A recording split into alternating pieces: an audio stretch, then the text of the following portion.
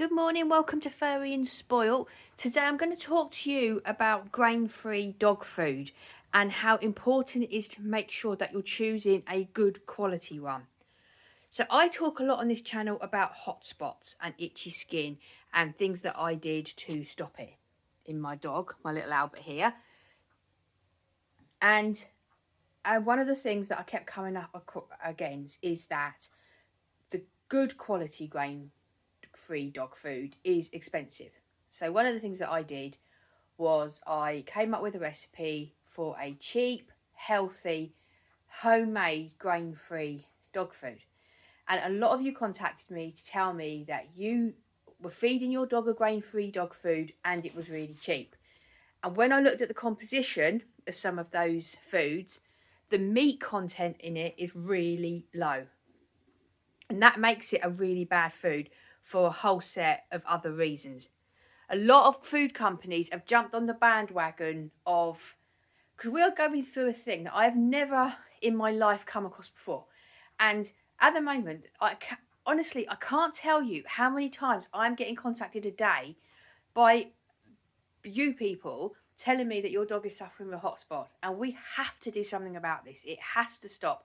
Hotspots are the most awful thing for a dog to go through. Believe me, I know. And we have to stop it. But not everybody's budget is going to allow for a really expensive dog food. And so that's fair enough. But I have to how to find a solution to that. I couldn't just have it where your dogs were being fed grains and therefore suffering with hotspots because your budget didn't allow it. So I came up with a solution. And the solution is that it's a homemade dog food.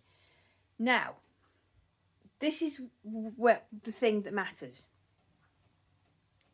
When you have a dog food, some of that dog food is made up of meat, and then the rest of it is made up of other stuff.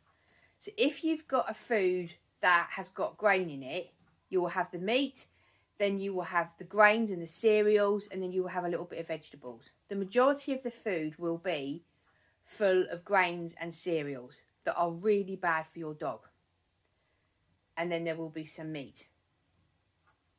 What you want is for there to be the right amount of meat and the right amount of vegetables. Dogs should not eat grains because the grains turn to sugar and sugar causes inflammation. It's exactly the same with us. If we eat sugar, too much sugar, the sugar turns to inflammation and then causes all sorts of problems for us in our bodies. And it's the same with dogs. And so when they eat the grains, it turns straight to sugar, and then the sugar causes inflammation, and that's what causes the hotspots, amongst a lot of other conditions. But for now, let's focus on the hotspots. However, so they absolutely should not be eating grains. But when you've got a food company that have given you a grain-free food, but what they've really done is given you a food that's just full of vegetables and hardly any meat. Dogs have to eat meat because dogs have to have a high protein diet, much higher than we need. And they simply cannot get that protein from vegetables. So we do need a high protein diet, but we can get protein from vegetables if that's what you choose to do. Dogs can't do that. It doesn't matter how many vegetables you give a dog, you will not get to the point where they've got enough protein. And if you don't give the dog enough protein, you're going to end up with problems. So although that isn't actually affecting the hotspots, you will end up with a whole load of other problems if you have your dog on a low protein diet. I have seen this so many times. And they have to get the protein from the meat. But I want to take you in the kitchen because I want to show you something. Right, I don't know how clearly you can see this. Let me take you to the window. Right, can you see there? My eyesight is really going. Right, composition. Can you see it there? At the top there, look there. Composition. So on the back of a dog food packet, you will have the composition. Sometimes it will be ingredients, but it will normally be composition. And it will tell you there, look, so this tells me that 80% chicken, and then it tells me that it includes fresh deboned chicken and chicken breast and it all. adds up. What's important is, so this tells me that I've got 80% chicken in here. Great. But you've got to make sure that when the breakdown happens, it breaks down to 80%. Because somebody recommended a food to me the other day, and I looked at it, and it said 50%. It was a grain-free food, and I looked at it, and it said it was 50% meat, 50% vegetables, which I thought was good. But then when I actually looked at it, it wasn't. It was 50%. It said 50% meat, but only 25% of it was fresh deboned meat. So what was the other 25%? And that gets us onto the whole subject of derivatives. Let me talk to you about that now. Right, so with that food I was just telling you about, let me stick the light on, it's a bit dark in here. It said that it was 50% meat, 25% of it was fresh chicken. So I was thinking, well, what was the other 25%? It could have been, right, if you look on a packet and it says animal derivatives, or what's the other thing it says? Oh, meat ingredients is the other one. They are bad. You do not want to be feeding your dog meat derivatives. Meat derivatives are just the bits that they couldn't use. So feet, beaks, stuff like that. All the scrappy bits that they couldn't be used. It's not actually the meat. So that is meat derivatives. The other thing to look out for when you're reading ingredients is the first thing that's listed is the highest thing that's in there. Often you will see that the first thing that will be listed will be cereal or rice. That's really bad because it means that the highest ingredient is the cereal and the rice. So that's really bad. So this is how I stand with it. So you just saw the dog food that I feed my dogs. So what happened is, like I said, I came up with this recipe.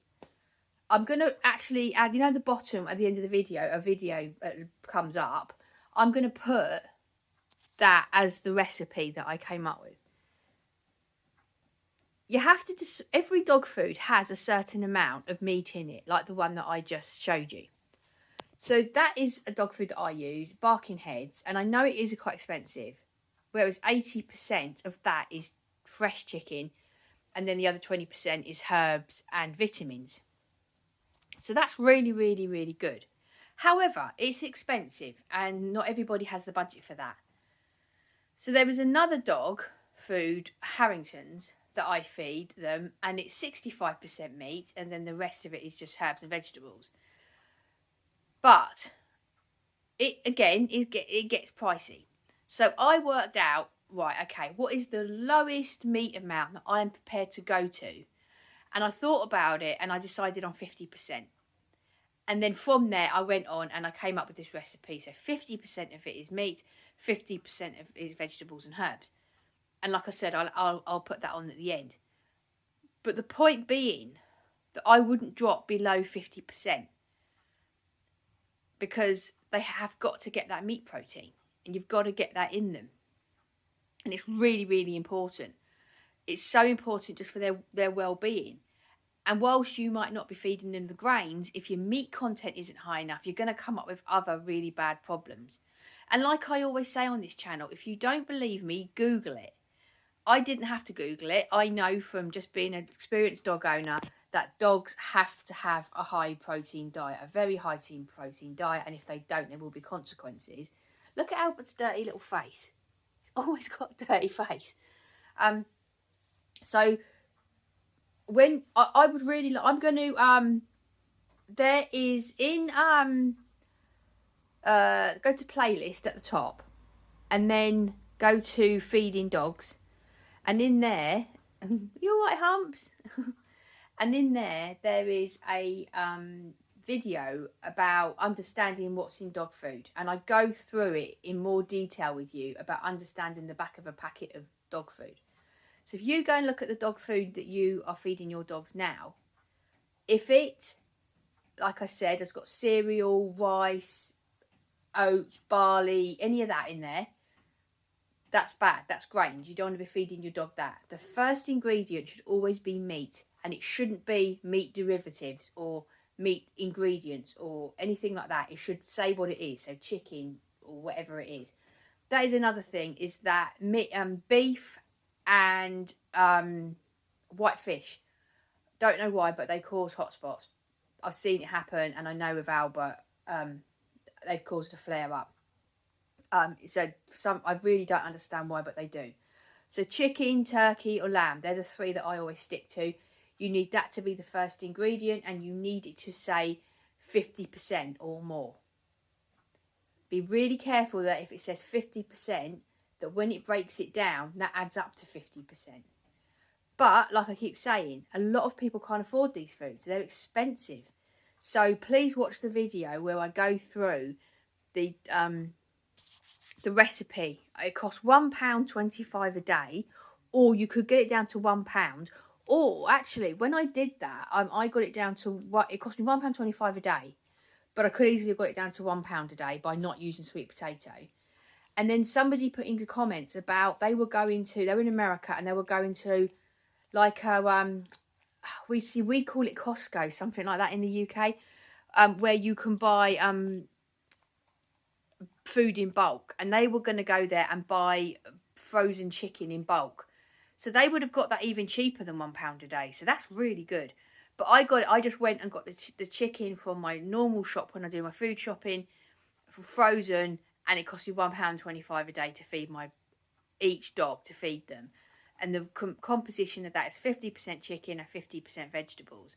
So there's no grains in that, and they are getting the protein they need for the rest of their body to function. Because you don't want to sort your hotspots out and then start off with a whole load of other problems. Just keep everything nice and steady and nice and how it should be.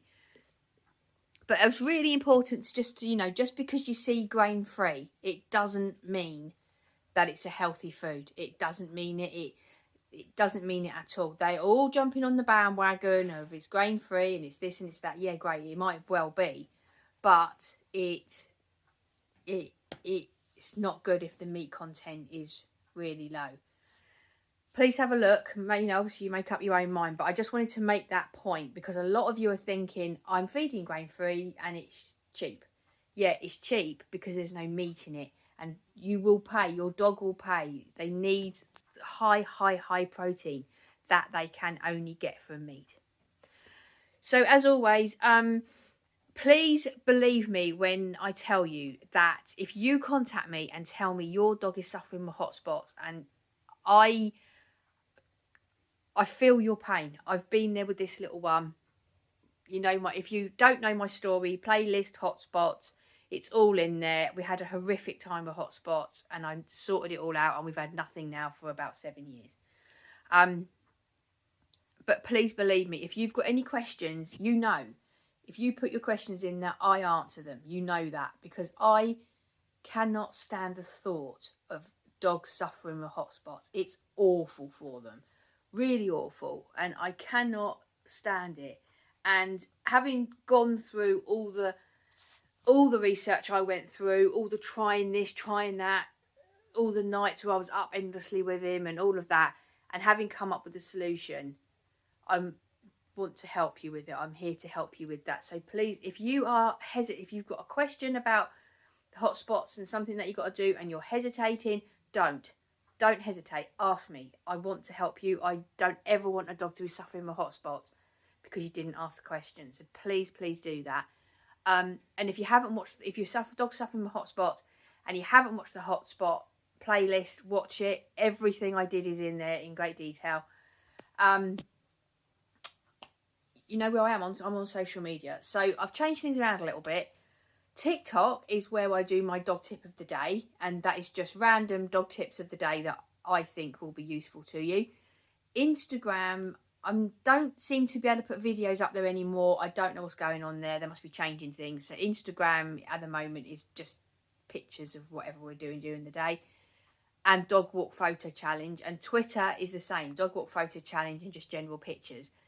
But dog tip of the day is only on TikTok now because Instagram won't let me put videos up. And there's the comment section. Please do put comments in there. Can you also please, if you've tried any of my techniques, I know some of you have contacted me through social media.